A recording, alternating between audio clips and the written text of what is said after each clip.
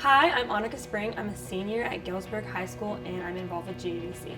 I've taken 3 GABC classes at Galesburg High School.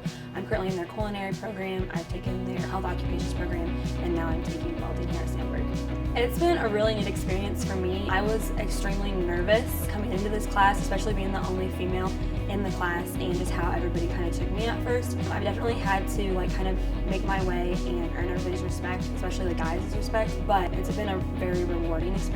One day we were signing up for classes going into my senior year, and I jokingly said to my parents, I was like, I think I might want to take welding. And I was not even being serious about it at all. And they were like, really? And I was like, no, I'm just kidding. And then we just kept having conversations about it. And somehow I got enrolled in it. And it's been a great experience, and I'm very glad and thankful that I did it. Bart's my instructor. He's really good. I was kind of intimidated by him at first, but once he realized that I was comfortable and confident in what I could do, he's been very helpful in constructive criticism and helping me get better, because I know I've grown a lot from where I started.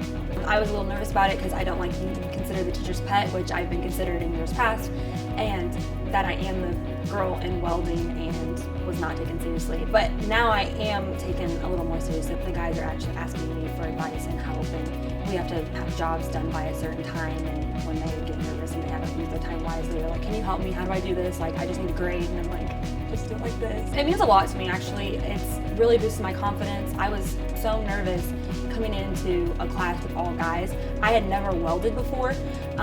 I've seen welding here and there, but nothing in depth. There's explosives, it's dangerous. I was not confident in myself, and to realize that I'm capable of welding and basically being one of the guys, it means a lot.